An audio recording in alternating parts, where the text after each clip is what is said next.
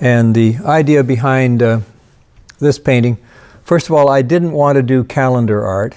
I would sneer at calendar art and Hallmark card art and your ordinary, because bucolic is very easy. You see tons and tons of pretty pictures. But I wanted a more interesting composition. I wanted challenges. The center of the composition here is inspired by a Quebec abstract artist called Paul-Émile Bourgeois. And he does big blobby things. You can picture a Bourgeois if you can picture the hide of a Holstein cow with big black blotches and white blotches going into it. And so I'm not saying that I made this up because it's based on a photograph. By the way, I use photographs in, I'd say all of my paintings now. But sometimes I paint 100% in the field. But virtually all of my major paintings, I use 5 to 50 photographs.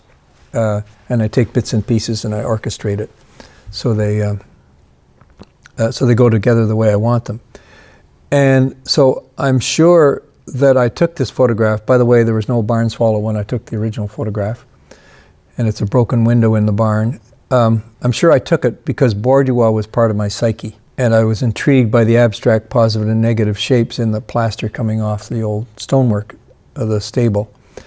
It was also a very interesting challenge to paint a wall going away from you.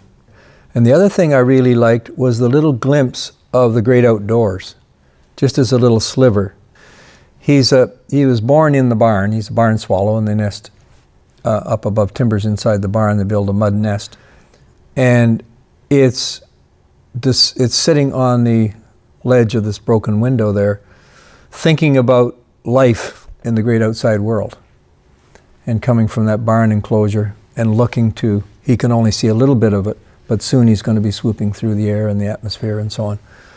And so it's kind of youth and future and possibilities and that sort of thing.